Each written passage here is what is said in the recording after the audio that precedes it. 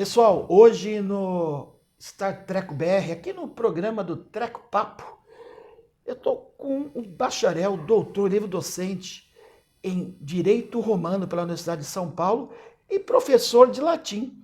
E como não se bastasse ainda, o autor do livro, desse livro aqui, pessoal, ó. Desse livro, Star Trek, a série clássica, a fascinante saga, comentada episódio por episódio. Muitíssimo obrigado, senhor Dácio, por Prazer é meu. deixar disponível o seu tempo, estar aqui na casa do seu Dácio, um ambiente muito tranquilo, muito gostoso, e disponibilizar o tempo dele, que hoje é muito difícil, hoje nessa vida corrida nossa aqui do dia a dia em si, né? Senhor Dácio, o senhor é natural de onde? De onde? Aqui de São Paulo mesmo, São Paulo. capital mesmo. E como que chegou, lá na sua infância, como que o senhor chegou, qual foi o caminho traçado para o senhor chegar na área de, vamos falar, direito, que é hoje, se foi uma coisa direta ou teve uns percalços assim que modificaram essa rota? Teve muito percalço, né? Porque inicialmente eu tinha inclinação pela área de exatas, eu achava que exatas seria o meu caminho. Na minha época a gente tinha que já no segundo grau escolher a área, exatas, Certo. humanas, biomédicas. Eu escolhi exatas e eu até, em parte, me ocupo em Star Trek. Eu não sei se por eu gostar muito de ficção científica na época, por eu gostar muito de Star Trek, eu segui para o lado das ciências. E acabei entrando na faculdade de engenharia da USP, na Poli, onde eu cursei 3 anos de engenharia, até perceber que não era o meu caminho. Embora eu fosse bom de exatas, gostava, achava que gostava, mas não era o meu caminho. E eu fiquei perdido depois de 3 anos, a gente tem que recomeçar do nada, não saber para onde ir, né? Mas aí foi muita coincidência que tinha um colega meu de Poli, que também estava insatisfeito, e que a família dele toda era da área de direito, né? E ele que encheu a minha cabeça. Não, você tem jeito, eu percebo que você escreve bem, você gosta mais da parte de humanas do que de exatas, você tinha que estudar direito também. Ele me encheu a cabeça e eu relutava, porque abandonar uma faculdade e começar outra é uma coisa difícil, né? Eu lembro que no último dia de inscrição para vestibular do direito, ele foi na minha casa, praticamente me pegou na marra, me levou de carro, já estava para fechar a inscrição, eu fui o último que entrou. Até hoje, outro dia encontrei com ele, depois de muitos anos, ainda expressei minha gratidão. Eu me realizei na vida profissionalmente. Ou seja, esse seu graças a ele. amigo que é o culpado, entre aspas, do seu ser o que é hoje em dia. Exatamente, Nós temos que agradecê-lo e reverenciá-lo, né? demais. Nossa. Curioso que depois, outro dia, o filho dele apareceu como meu aluno na faculdade. Que O interessante. mundo é pequeno, né? Na sua infância, o senhor assistia muitos seriados? Demais. Não só de Star Trek, que é óbvio que é nosso assunto aqui, mas de toda a grade nerd, vamos falar assim, desde aqueles muitos antigos, de ficção ou não, né? Sim, todos, eu assistia muito. Ou seja, era um série maníaco, vamos falar assim. Sim, era assim, desde bem pequeno, eu gostava muito. Tá. O seu primeiro contato com Star Trek, que eu vi quem apresentou para o senhor foi o seu irmão Edson, não foi isso? Isso, foi o meu irmão Edson. O que eu me lembro é o seguinte, que Star Trek, quando passava originalmente, aliás, depois eu fui procurar jornais antigos, que hoje está tudo online, a gente consegue ver a edição mais antigas. prático. Eu fui pesquisar e descobri que realmente tinha uma época, nessa minha época de criança, 1969, por aí, passava tarde, passava 10 horas da noite, alguma coisa assim. E minha mãe era sempre linha dura, eu era criança, não, criança tem que dormir cedo, ficar até às 11 assistindo não pode. De jeito nenhum. Os meus irmãos assistiam. E eu lembro que no dia seguinte eu ouvia esse meu irmão Edson, principalmente, comentando, mas que episódio inteligente, porque a série tinha isso.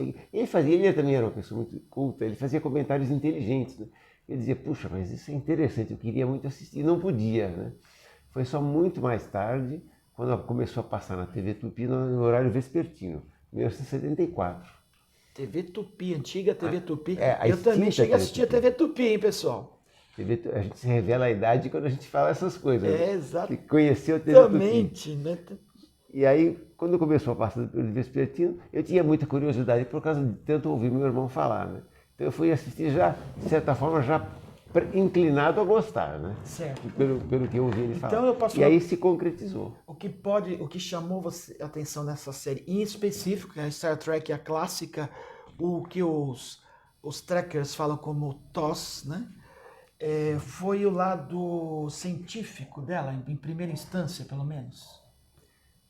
Não, eu não sei se foi a primeira coisa. Quer dizer, a ficção científica fascina todo mundo, né? Fascinar, acho que fascina até hoje, pelo diferente, por ser uma coisa diferente, e nos jogar com ideias novas, com universos diferentes. É a primeira coisa que fascina. Mas a percepção que eu tive é que era uma coisa voltada para a ciência. Eu via os Spock todos sérios, científicos. Exatamente. E muitos episódios voltados para enigmas científicos, resolvidos de maneira científica pelos...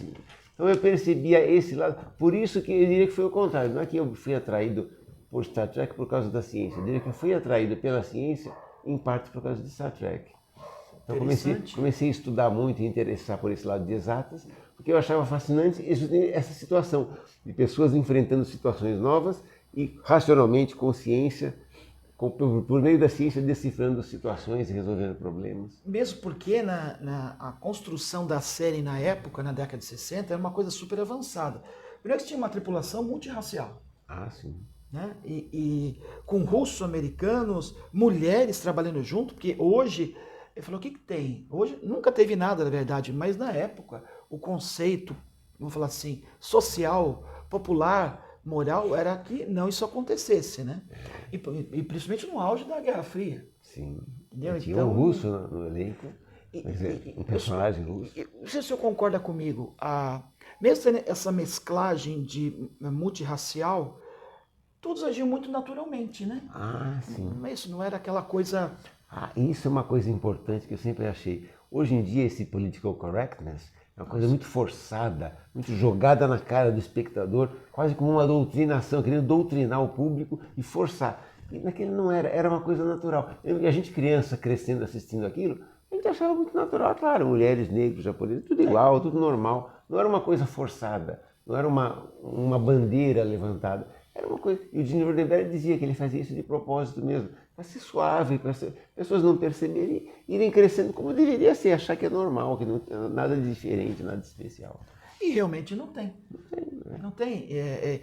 Isso é uma característica que o senhor falou muito interessante, porque hoje, politicamente correto, esse hábito de simplesmente empurrar garganta abaixo os hábitos atuais, eu acho que serve até ao contrário. O pessoal começa a pegar, fala, não, isso eu não quero, porque agora se fosse apresentado naturalmente, como foi na época, na década de 60, pessoal, o John Roddenberry era uma pessoa extraordinária, porque numa época ele pensar em ter uma mulher negra numa posição de comando interessante, importante, isso era simplesmente sensacional, né? Isso aí como diria popularmente, era bem fora da caixa, né?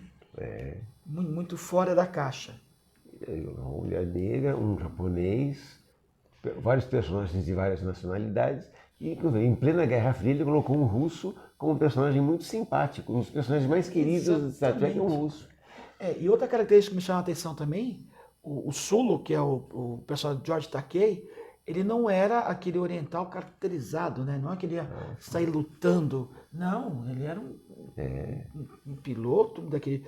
Tiraram aquela caracterização que era muito comum na época, né? De simplesmente ser oriental, então ele tem que lutar, ele tem que. Não. Nós estamos no futuro, né? Isso não importa mais, né? Não tem ideia. Não tem. Outra coisa, o que o senhor acha dos fatos históricos que foram apresentados, relacionados em vários episódios da série clássica? Fatos históricos. Por exemplo, lá aparecia um planeta que tinha características do mundo nazista. Tem um episódio que falava sobre o deus Apolo.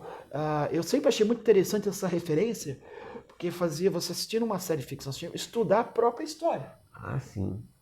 Aliás, isso é uma coisa interessante, não só com Star Trek, mas muito da minha cultura geral foi motivada também por essas coisas. Não só Star Trek, falando de história, me lembrava de outra série de Irwin Allen que todo mundo gosta, que é O Túnel do Tempo. Nossa, fantástico essa pessoa. Fantástico. Quem não viu, veja. Uma série muito boa, de outra categoria, não é como Star Trek, não é uma série mais cabeça como Star Trek, uma série mais de aventura, mas que também, que realmente quem não conhece deve conhecer. Eu lembro que eu assistia também episódios como O Túnel do Tempo, cada semana eles estavam num período histórico diferente. Eu lembro que quando eu terminava de assistir o episódio, eu ia correndo para os livros do meu pai, para as enciclopédias ou para a biblioteca, procurar informações e ler sobre aquilo. Eu ficava muito entusiasmado. Tinha um episódio que eles iam parar na Revolução Francesa. Aparecia personagens da Maria Antonieta, não sei mais quem. Aí eu ficava intrigado e queria ler tudo sobre aquilo. Aí na semana seguinte eles estavam sobre o assassinato do Lincoln. Aí eu queria ler tudo sobre o Lincoln, para saber quem era, por que queriam matar. Eu era criança, não sabia direito. E assim por diante, cada episódio é uma coisa diferente. A primeira vez que eu ouvi falar no Titanic, no naufrágio do Titanic... Primeiro episódio. Foi aí que eu fui procurar ler a respeito. Tem um livro de um autor inglês, chamado não sei o que ele é, Lord, esqueci o nome dele. E fui ler esse livro por causa disso. Quer dizer, então era uma coisa que puxava as séries de televisão e os filmes que a gente assistia na nossa infância, era uma coisa que puxava a cultura. Eu ia correndo atrás dos livros depois para me informar mais. E Star Trek também. E nesse episódio onde tem o deus Apolo, chamou muita atenção do senhor, porque eu sei que o senhor, claro, eu estou fazendo uma relação como leigo aqui, o senhor é direito romano antigo, se não me engano. Isso. E eu estou fazendo uma associação com o deus Apolo de Roma. Por causa dessa, se eu posso falar que tem uma associação aí, chamou mais atenção do senhor aquele episódio? Pode ser, ou também aquele episódio, Bread and Circus, o circo, pão e circo, que eles vão justamente para um planeta que tinha uma civilização romana. Exatamente, com televisão, uma tecnologia toda, embora hábitos até gladiadores, espadas. Isso. Aquilo é muito interessante também, pessoal. Isso eu sempre a antiguidade clássica sempre me fascinou também, em filmes, em séries, em livros. Eu lembro que eu era bem criança, eu já lia Quo Vadis, Os Últimos Dias de Pompeia, Ben-Hur, muito antes de eu ver o filme, já tinha lido o livro. Então eu sempre me interessava por antiguidade clássica. E esse episódio me fascinou em grande parte por isso. Eu diria que foi o contrário. Nessa época eu nem pensava em direito romano ou em latim. Okay. Mas quando eu entrei na faculdade, no primeiro ano de faculdade, que eu descobri que tinha uma matéria de direito romano e tinha um professor que ensinou. Nem tinha disciplina de latim na faculdade. Foi eu que criei depois como professor. Nossa. Mas tinha um professor que ensinava aos sábados para quem quisesse. Né? E eu comecei a estudar e me interessei pelo latim e pelo direito romano. Acho que a primeira coisa que me foi essa fantasia que me despertava de lembrar os livros que eu lia e os filmes e séries que eu assistia desde criança. Então, como eu disse, todo esse universo de literatura e de cinema e de televisão que acaba levando a gente para estudo, para cultura e, no meu caso, até para a minha profissão. Nossa, é fantástico. Outra característica muito interessante, pessoal, da Star Trek clássica, pelo menos para mim, foi o piloto, onde você tinha uma mulher no comando, embora na época isso não foi muito bem visto, né? Não foi muito bem visto pelos executivos da emissora NBC. Eles é que eram sexistas, vamos dizer, e o que o Gene Roddenberry dizia é que desse piloto, aliás, para quem não sabe, esse piloto que foi quase inteiramente reaproveitado naquele episódio em 2 partes. Exatamente, quando o Capitão Pike é levado para outro planeta. Porque a concepção original do Gene Roddenberry era para ser aquilo, era para ser o Capitão Pike, com a primeira oficial mulher e aqueles personagens todos. O Dr. McCoy não existia ainda e assim por diante. Era para ser essa a série. Se tivesse sido aprovada, a série seria essa.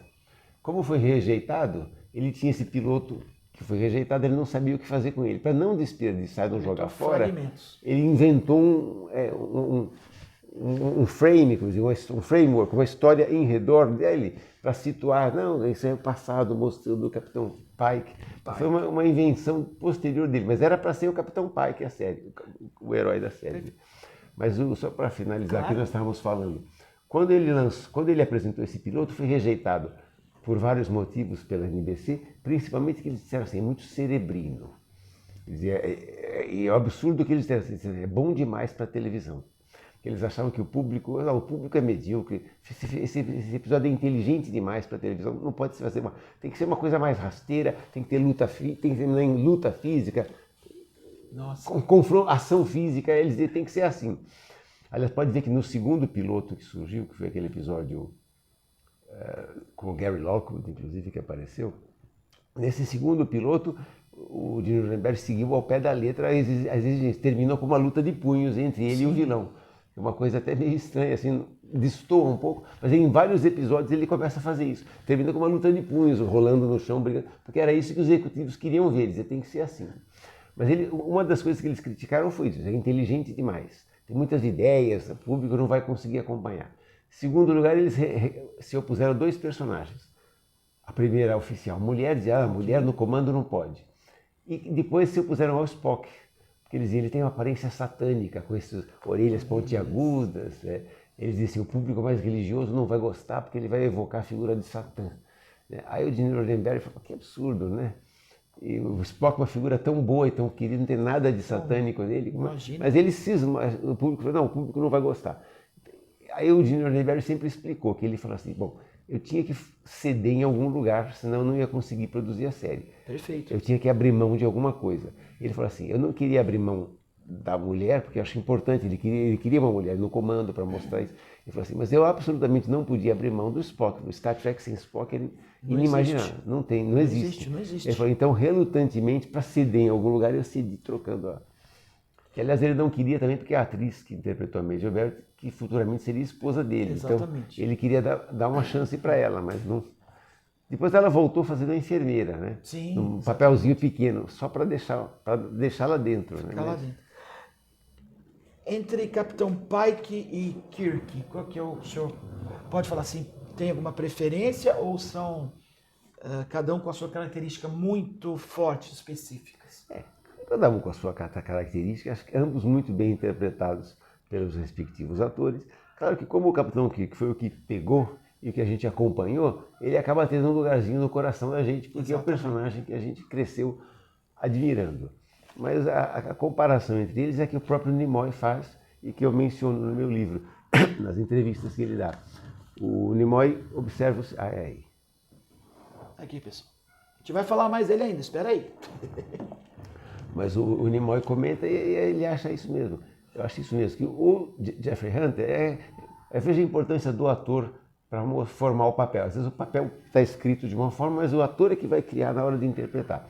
O Jeffrey Hunter optou pelo estilo dele de interpretação de fazer um personagem mais contido, mais ensimesmado, mais cheio de conflitos internos, mais inibido, de certa forma. Exatamente. Mais preso.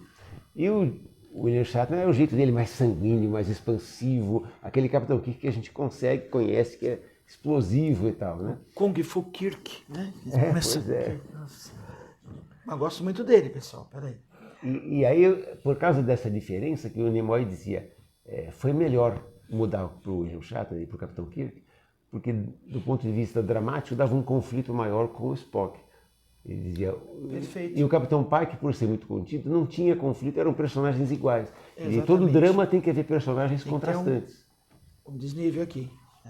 Eu, pessoal, claro, adoro, eu sou suspeito, eu gosto de tudo em Star Trek, mas o Spock me chama muita atenção pela sua lógica, honra, respeito, esse conjunto do personagem de características, né?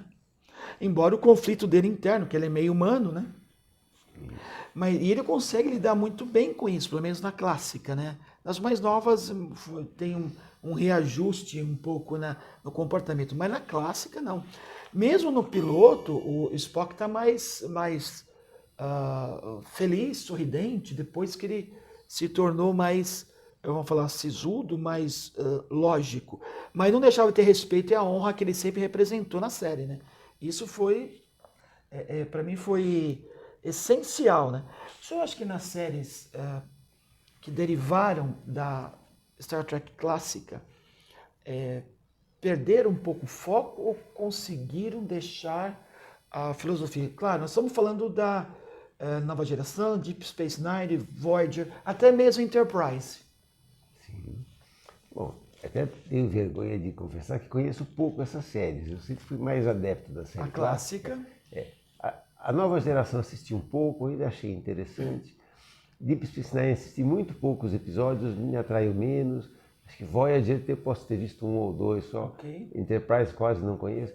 E estou muito curioso para... Estão falando agora desse Strange New Worlds. Strange New Worlds. Estão dizendo que é muito bom. Estou interessado em conhecer, mas não tive oportunidade ainda.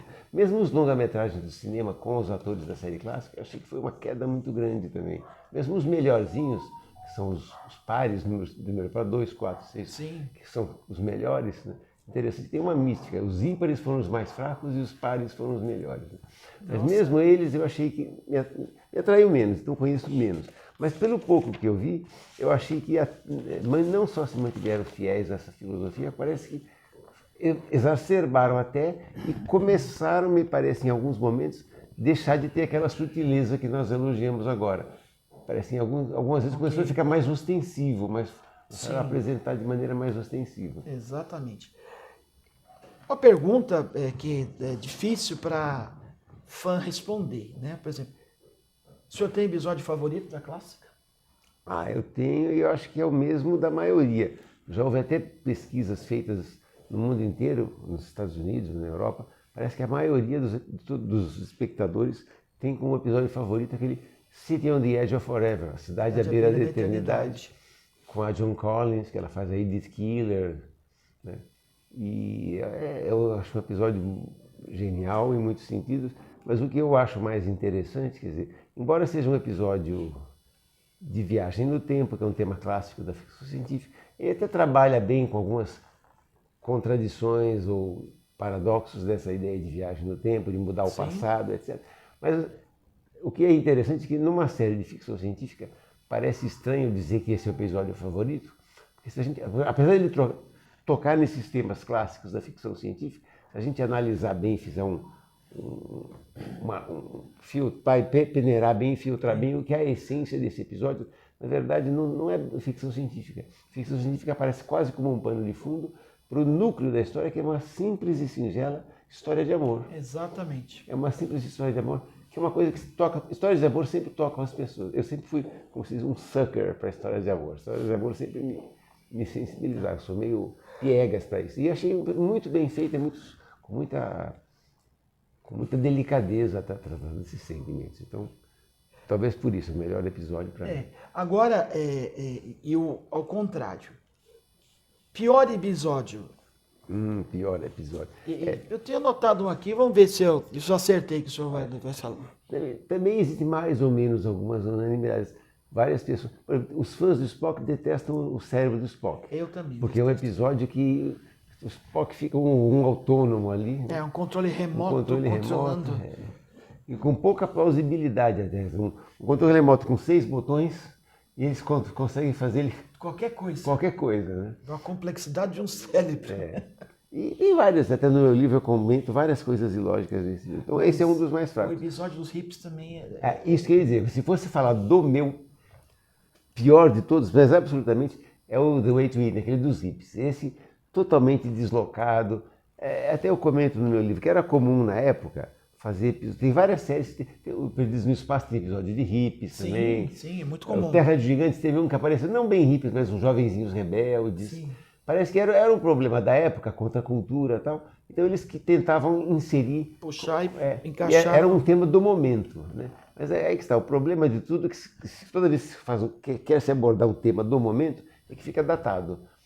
Hoje em dia as pessoas olham, não tem mais nada a ver aquilo. E é um episódio muito mal estruturado, muito mal escrito, muito sem sentido. Destoa, nem parece Star Trek aquilo. Eu acho, esse certamente é o meu... Perfeito. Agora, dublado ou legendado? O senhor acha que a dublagem, vamos falar assim, ele mutila a língua? Vamos falar assim? Não, completamente. Eu sempre fui arqui-inimigo da dublagem, né? Na infância nós éramos obrigados a assistir, porque tinha uma lei, eu fui descobrir, foi o Jânio Quadros que dizia: brasileiro não pode ouvir língua estrangeira, tem que ouvir só a sua própria língua, né? E uma coisa contra a cultura. E o próprio Napoleão Mendes de Almeida, grande gramático, cultor da língua portuguesa, era inimigo da dublagem. Ele até, nas suas questões vernáculas no Estadão, ele publicou uma lista dos malefícios que a dublagem trazia para a cultura e tudo mais, né? E claro, se deixar de ouvir outras línguas. E para o filme isso mutila terrivelmente, porque mutila a interpretação do ator.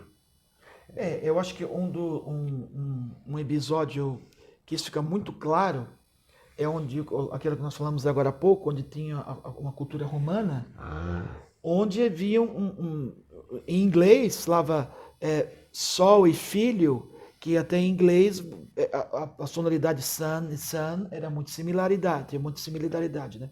Claro, dublado você não ia ter esse problema, pelo menos em português não. Mas mesmo assim você perdia toda a essência, né? A qualidade, talvez até vamos falar assim, a consistência, o carinho, o amor da interpretação, acredito. A dublagem toma muito cuidado, você não acha que isso aí não... eu particularmente não gosto muito de dublagem, embora eu assista as coisas primeiro na língua original, não importa qual for ela, e depois dublado, que eu gosto de fazer uma comparação, né?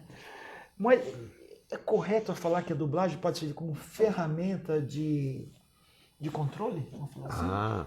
E esse é outro problema, né? Antes, só fechando, quer dizer, modifica a interpretação do ator até até a dublagem que é boa. As dublagens antigas, como vocês, eram muito bem feitas, mas mesmo as boas dublagens podem ser boas, mas elas mutilam porque elas distorcem completamente a interpretação. A dublagem que todo mundo considera clássica foi a do Borges de Castro, que dublou o Dr. Smith no Perdido no Espaço. Okay. Espetacular, tem que dar nota 10 para ele. Só que quando a gente assiste no original, a gente vê que o Jonathan Harris é um ator até shakespeariano, com aquela impostação de voz teatral, e ele dava para o Dr. Smith uma conotação completamente diferente do personagem pomposo que falava, não sei. E aquela voz desganiçada do Borges de Castro faz um personagem ridículo que tudo bem, funcionou bem, mas ele é outro Dr. Smith. Se você assistiu o Dr. Smith no original, você vê que é outro Dr. Smith, é outro personagem. Isso acontece com muitas outras interpretações. Mas chega na questão da ferramenta de controle. Outro dos malefícios é esse. A dublagem pode permitir alterar os diálogos para fins de censura ou de doutrinação de qualquer coisa, e o espectador não percebe. Se a gente vê a dublagem, pelo menos quem conhece inglês ou a língua original ouve e fala, opa, não é bem isso. Agora, se é dublado, você não tem como perceber. Não tem referência nenhuma. E Star Trek tem exemplos famosos, né? Eu pesquisei sobre isso. Eu estive na Alemanha até uma época que eu estava pesquisando para o meu doutorado, depois para a minha livre docência, e cheguei a ler por lá, e até cito no meu livro, que teve um episódio que ele é mock time, aquele episódio que o Spock precisa se casar e voltar para o planeta dele. Os censores acharam que era muito erótico fazer que ele tinha essa história. Então eles alteraram por meio de completamente a história para dizer que ele estava apenas com uma febre espacial, era uma doença. E não tinha nada. E no final, para justificar o duelo dele com o Kirk, inventaram uma outra desculpa também, que era parte da doença dele, que ele enlouqueceu por causa da doença, alguma coisa assim. Quem assiste o episódio não fica sabendo o porquê que aconteceu. Foi totalmente distorcido, ou até, entre aspas, destruída a história em si, né? E coisas assim acontecem muito. Eu já ouvi dizer de casos também que parece na França, não é episódio, mas um filme de Samuel Fuller chamado Pick Up on South Street, Anjo do Mal, assim, que envolvia espiões comunistas, roubando um microfilme, não sei o quê. E aí na França diz que os censores queriam evitar a alusão política, então pelas dublagens dizia que eles não eram espiões comunistas, eram traficantes de drogas. E quem assiste o filme pensa que uma história policial de traficante de drogas é uma história policial. Então coisas assim acontecem demais. Agora vamos...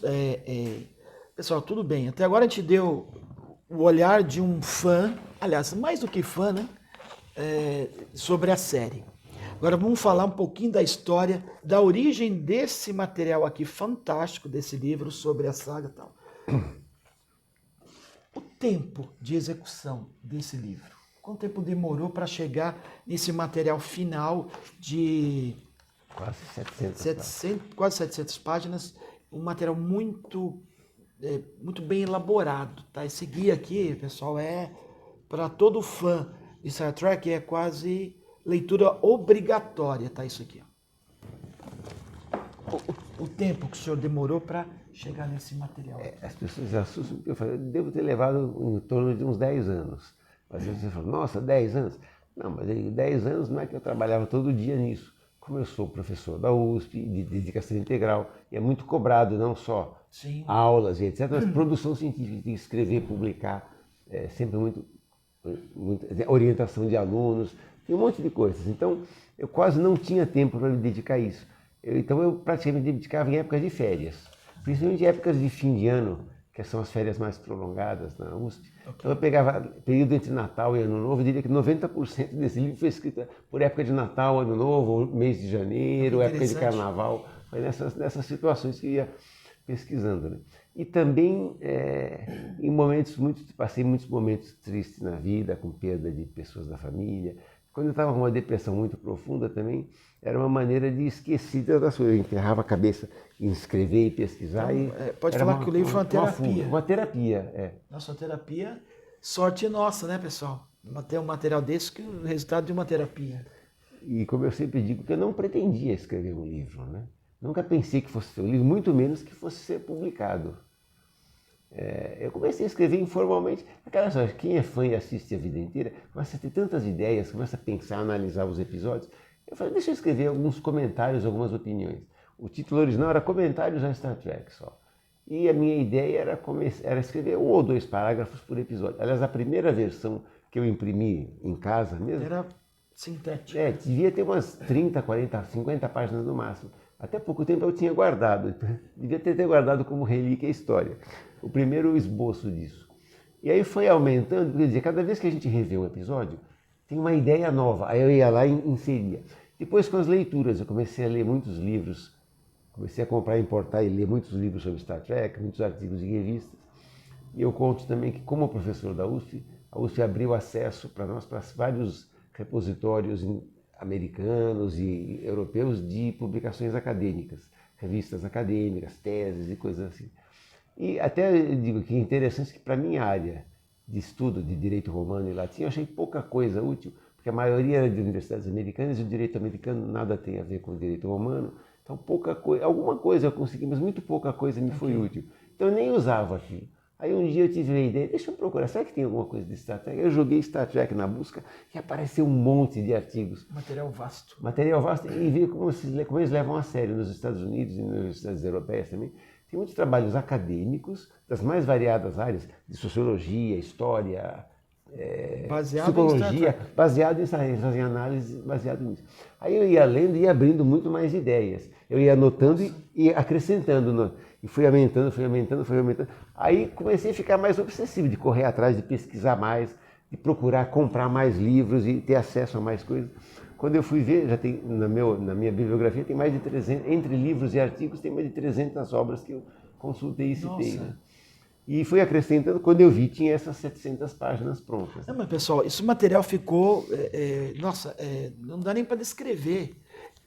Ele ainda é disponível hoje, para a gente quiser comprar ele, tem hoje? É disponível hoje no site da YK, estão vendendo na Amazon também. Agora, a dica que eu dou para, se preferirem comprar no site da editora YK, é que eu ainda conversei essa semana com o editor, ele autorizou, ele tinha já uma época lançado para um outro evento, e revogou, mas ele relançou agora um cupom de desconto. Pessoal, cupom de desconto, hein? Mas descontão. Quem estiver assistindo o vídeo agora, foi habilitado novamente um cupom de desconto, mas assim, um mega desconto. Ele faz quando ele vê que é para fãs, porque a história é a seguinte, só finalizando, o editor que publicou, dono da editora que publicou esse livro, na verdade é uma editora que só publica livros jurídicos. Eu conhecia porque ele publicava os meus livros jurídicos. Aliás, depois eu descobri que ele foi meu colega de turma, ficamos amigos também, fomos colegas de faculdade, colegas de turma. Mas ele publicava realmente meus livros jurídicos, né? E um dia ele veio aqui em casa almoçar para a gente conversar sobre assuntos jurídicos, né? E de repente ele mencionou por acaso, eu sou fã de Star Trek. Eu falei, o quê? Mas eu também sou. Aí eu mostrei para ele a minha versão doméstica que eu tinha impresso em casa. Nossa, mesmo. Pronto. Ele gostou. Eu publico. Ele me perguntou, você já mostrou para alguém? Alguém vai publicar? Eu falei, não, imagina, quem publicaria isso? Eu falei, eu publico, daqui. E de repente saiu, foi publicado. Então ele é fã também, como ele gosta disso, de divulgar, então ele deu essa oferta de desconto. Um cupom de desconto. Cupom de desconto, mas ele costuma, na editora dele, dar cupom de 10, 20, 30%. Eu pensei que era algo assim. Ele falou, não, para fã de Star Trek, ele disse que dá 50% de desconto. Então é incrível. Aliás, foi bom porque esse livro me assustou, que é um livro caro, né? Por ser grosso e porque a tiragem foi pequena, ficou um livro bastante caro. Mas ele está dando 50% de desconto. Então quem for comprar no site da YK Eu vou dar a dica. Quando eu pedir lá para entrar cupom de desconto, se digita NERD, que é coisa para nerd, né? N-E-R-D, NERD, com letra maiúscula, tudo NERD. Caixa alta. Caixa alta, e depois 50, tudo junto, sem hífen, sem espaço. NERD 50. 50 é o 50%. Pessoal, já está aparecendo aqui, ó. O site, o cupom de desconto, tudo mais, hein? Tá aqui, ó. Isso. NERD 50. Aí você tem 50% de desconto. Ó, valeu a dica, hein? Vale a pena. Aproveitem que isso aqui é um material para você ter, o fã, o nerd, não importa. Você ter na sua estante, na sua cabeceira. Esse é um material simplesmente fantástico de ter. Eu tentei, pelo menos, eu comento um por um todos os episódios, referendando toda a bibliografia que eu li, todos os dados importantes. E uma coisa que eu caprichei no final foram os índices também, né? O pessoal consegue localizar o episódio, se você quiser localizar o episódio em que aparece um personagem, um ator, ou às vezes você quer localizar um episódio e você não sabe o título. Fala, é aquele episódio dos nazistas, qual é? Você procura no índice. Para o pessoal mais antigo, eu posso falar que é uma Barça de Star Trek? É uma Barça de Star Trek. Para os mais novos, fala que é o Google do Star Trek. É o Google do Star Google Trek. Impresso. É o Google Impresso. Agora, para fechar nosso assunto. O senhor acha, não só Star Trek, mas, claro, sempre falando mais nela, ela consegue prever o futuro de uma sociedade como a nossa, ou de um planeta inteiro, tecnologicamente falando, ou ela influencia no futuro do que vai aparecer? Eu falo isso pelo seguinte, muitas coisas que, principalmente da Star Trek clássica que apareceram, como comunicadores e outros tipos de coisas, viraram telefones celulares com o mesmo modelo e tudo mais. Então, voltando, só acho que ela, entre aspas, prevê o futuro ou influencia o futuro? Eu acho que as duas coisas, né? Por um lado, é espantoso ver quantas coisas que realmente aconteceram. É impressionante, coisas que quando a gente via de criança era ficção científica e hoje faz parte do nosso dia a dia. Impressionante, né? Mas eu lembro quando eu tive um AVC, tive um infarto também, estava no hospital, na cama, de repente eu olho e vejo um monitor que tem meu batimento cardíaco, pressão, não sei o que. O doutor McCoy tinha isso, né? Exatamente. E a gente olhava e achava espantoso. Quando eu era criança eu via, nossa, e hoje já virou rotina. Aliás, eu vejo muitos jovens que assistem Star Trek que não se espantam muito, porque isso é normal. É o dia a dia. É o dia a dia, né? Para nós era ficção científica. Mas por outro lado, eu já ouvi dizer também, justamente porque Star Trek inspirou muitas pessoas a se tornarem cientistas. Exatamente. Tem muitas pessoas que dizem que se tornaram cientistas ou pesquisadores motivados por Star Trek. E já ouvi dizer também que muitos deles, vendo coisas em Star Trek, falam, quero ver, será que a gente consegue realizar isso? Então acaba despertando a fantasia do pesquisador ou do cientista ou do tecnólogo, enfim, para desenvolver aquela tecnologia. Eu acho que as duas coisas são verdadeiras. Ele previu muita coisa e motivou a pesquisa para muitas coisas.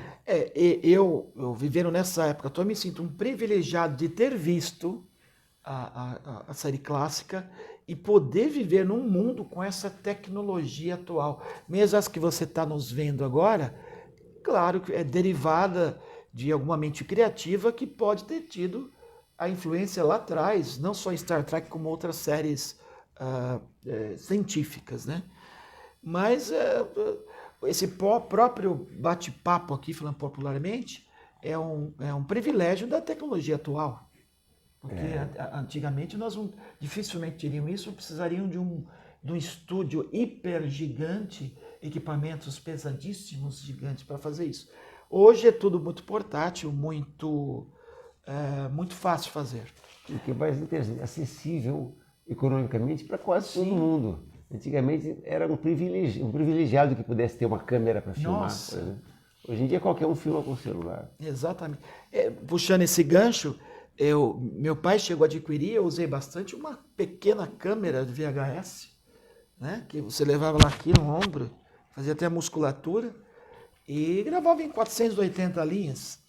Então uma resolução baixa, equipamento gigante e o custo muito alto. Foi bom para a época? Foi. Infelizmente poucos tinham acesso? Infelizmente poucos tinham acesso. E antes disso o pessoal usava filme em Super 8. Nossa, aquilo era caríssimo e a qualidade também era muito baixa. Muito baixa. Senhor Décio, eu posso falar que esse livro tem a possibilidade de ter uma parte 2, vamos falar assim? Difícil. Olha, eu acho difícil primeiro, não sei se teria público, nem sei se esse público, se essa edição vai vender. Tá. Segundo, porque parte 2, quer dizer, acho que o que eu poderia escrever de Star Trek eu já exauri, porque eu coloquei tudo que tinha. Quer dizer, na verdade, mentira, né? Porque a gente sempre tem novas ideias. Eu daria para escrever outro, né? Mas digo assim, acho que já cobri tudo. O que muitas pessoas até já chegaram a me cobrar, falam, por que você não escreve agora sobre as novas séries, sobre a nova geração, Sim. sobre o Discovery, etc. Que eu acharia interessante, mas como eu acabei de confessar que conheço pouco essas séries, eu teria que começar do nada, começar assistindo e pesquisando para chegar a essa realidade. Se eu me permitir, eu aconselho o senhor assistir a Strange New Worlds. Já vai lançar a segunda temporada, quando sair esse vídeo agora, dia 15 de junho de 2023. Que retrata o foco desse New Worlds é o Capitão Pike. Sim. Eu recomendo que o senhor veja muito com carinho essa série. É muito, a essência da década de 60 da série clássica foi retomada, foi puxada. Sim, Então, muitos estão me elogiando. recomendo essa Strange New Worlds. Não, muitos me elogiaram essa série, eu estou interessado, quero correr atrás dela. Senhor Darcio, foi um prazer, um privilégio conversar com o senhor aqui nessa manhã aqui. Foi muito satisfatório, foi muito enriquecedor, foi muito bom, foi excelente. Para mim, eu ficava o dia inteiro aqui, tem assunto para o dia inteiro. O senhor já me adiantou que não é muito fã de redes sociais, mas se alguém quiser entrar em contato com o senhor, fazer perguntas, fazer alguma coisa, qual que é o caminho? Como que essa pessoa pode fazer? Além de deixar os comentários aqui embaixo também, pessoal. Puxa, é complicado. Eu realmente não sou ligado em informática. Quase diria que é melhor seria a pessoa escrever, mandar um recado lá para o departamento da universidade. Também. Além disso, mais informações vão estar aqui no comentário do vídeo, no rodapé do vídeo, melhor dizendo. E você deixa aqui nos comentários suas perguntas, fica tranquilo e ter esse espaço democrático para isso. Façam perguntas, curiosidades. E se você ficou até aqui, pessoal, não deixa se inscrever no canal, ativa as notificações e principalmente deixe seu comentário, críticas, sugestões, ou mesmo se você gostou, deixa aqui embaixo, não tem problema nenhum. Eu sempre preciso desse material para sempre melhorar o jeitão que a gente faz a entrevista, tá bom? E é um aprendizado infinito, tá bom, pessoal? E essa foi a conversa de hoje, espero que vocês tenham gostado. Eu, particularmente, adorei estar aqui na casa do senhor Darcio. Muitíssimo obrigado. Mais alguma coisa para encerrar?